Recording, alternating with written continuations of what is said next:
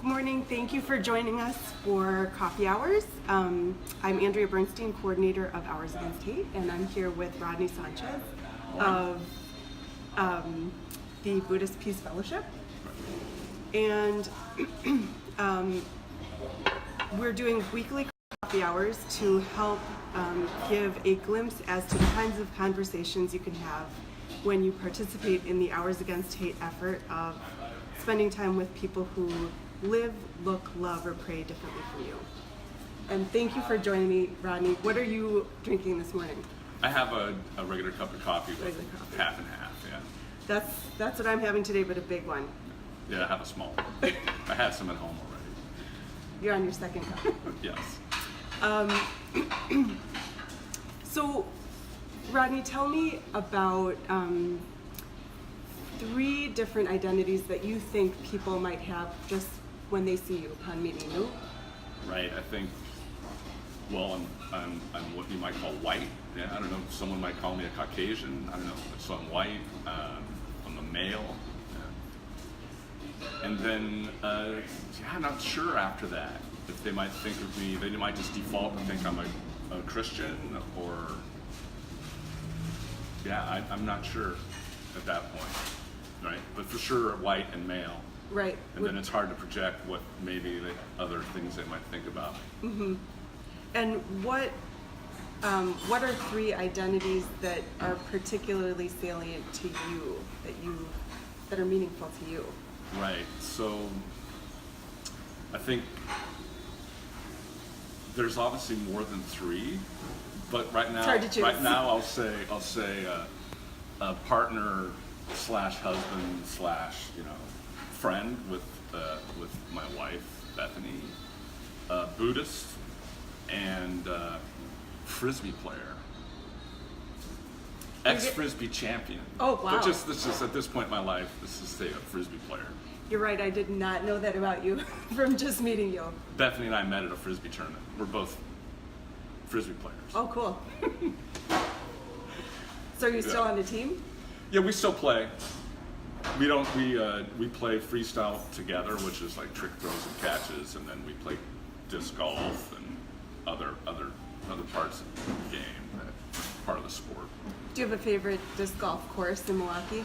We usually go up to Estabrook Park because it's Yeah. close and it's short. Uh-huh. The holes are short, so you Yeah. don't have to sit there and It's not a day-long affair. Yeah, and it's better on the body. For my body, anyway. Yeah, but it's beautiful because you go up there and the course leads you around through the park. You walk through the trees. You get if you go there regularly, you get to see the flow of the seasons. It's very relaxing activity. Do you actually play like in the winter? Do you ever do that? We play in the winter if it's not too cold, and my friends are willing to go out there with me. Uh-huh. It's funny how bundle up. And... we bundle up and you go, and then the plastic gets quite cold, so that's one of the bummers. Uh-huh. But then depending on how, so we play as much as we can. Uh-huh. That's great. So one other, question I had was, can you think of a time when you've been like the only one? I have had the good fortune to travel in South Asia a few times, and the first time I went to Thailand, that was the first time in my life, well, maybe not the first time, but the first time as an adult that I was really aware of things, that I was like, okay, you can't fit in. If I travel somewhere in the United States or Canada or Europe, then I could pretend. I could pretend I'm German or try to pretend I'm Italian, but that really is very hard.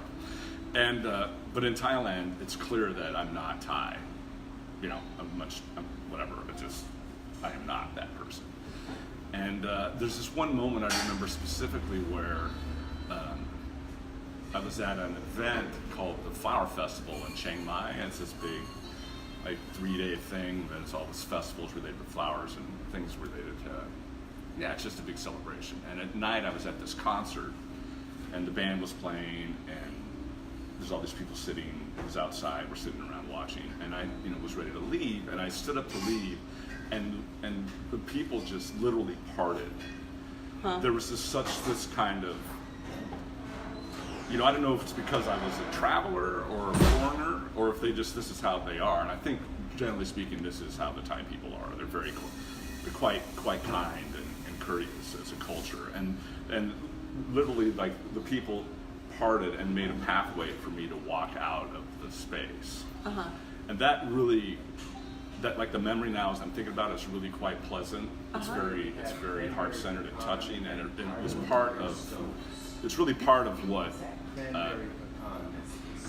part of my, like, becoming a Buddhist in a certain way, because I had been studying Buddhism and was drawn to it before I went down there for the first time. Like, just being in Thailand and being around that culture that was Buddhist was part of what you might call, I think conversion's not the right term, because I wasn't anything other than maybe a Californian at that point in my life, because I didn't grow up with religion.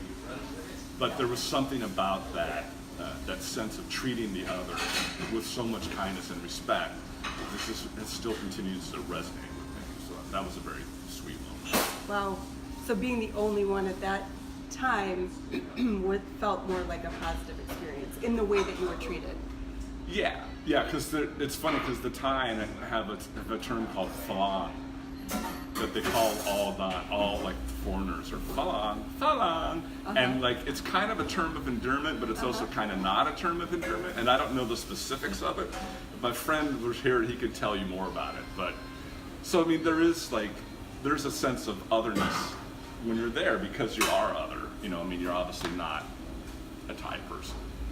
So for me personally, that was a positive time of, like, being the only one. And is there, or let me say that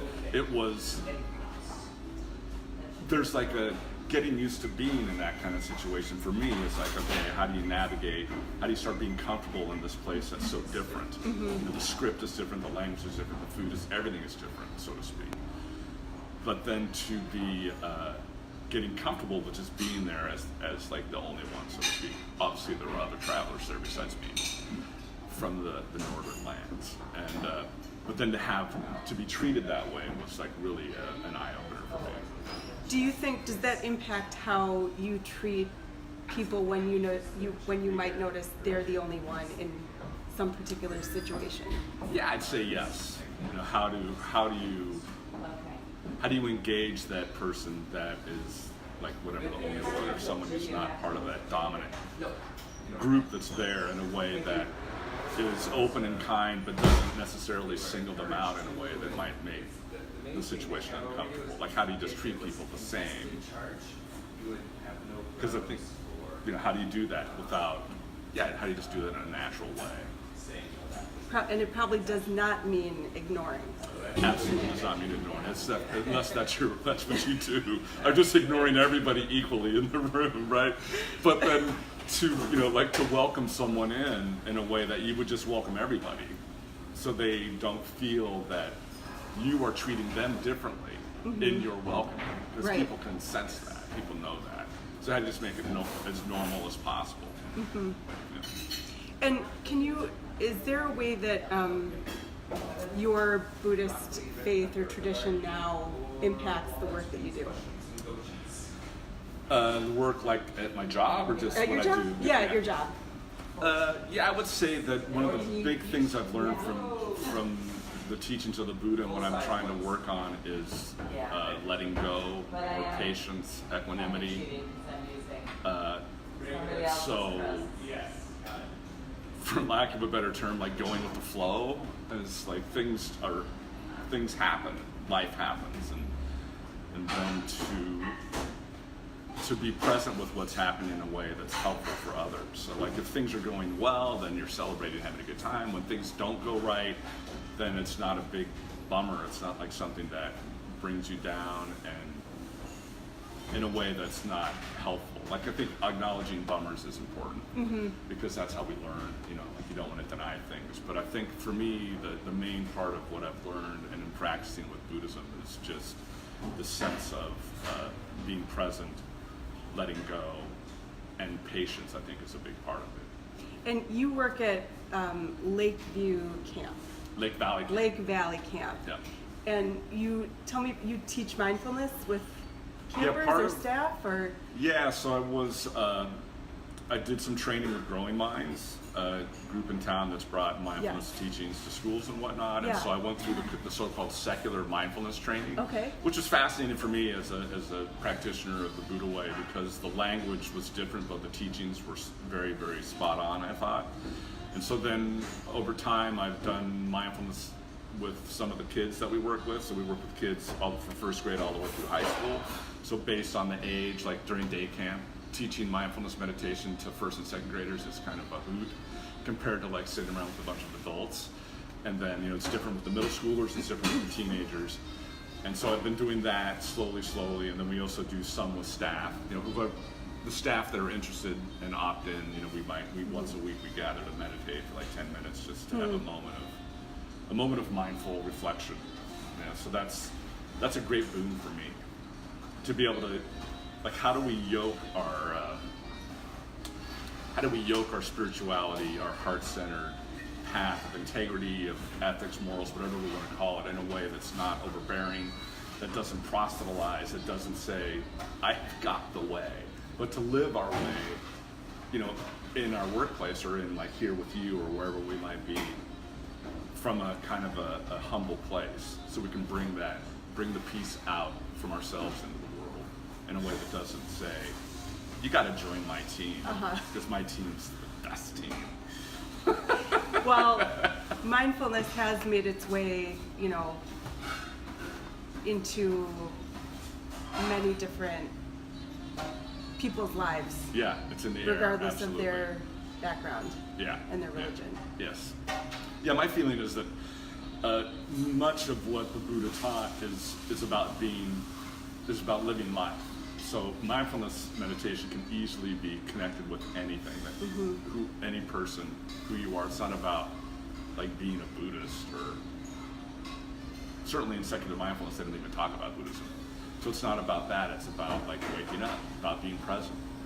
Like, how do you, I don't know what the right terms are, how do you live the Torah? How do you like bring out the essence of who you are in the most amazing, wonderful way? And so focus practice, mindfulness meditation practice can help you do that. You know, how do we live that life? How do we live a life of love, a life of acceptance, of caring, understanding? How do we do that? So there are many different ways we can figure out how to do that. Mindfulness meditation is one of them. Well, thank you so much for sitting down with me for Yeah. coffee hours. If you are, if you think that the Hours Against Hate campaign, this kind of conversation is something that you'd like to share with other people that, you know, you're friends with, go ahead and feel free to like and share. This will help get the word out. And thank you so much for sitting down with us for coffee. Yeah, thanks for having me.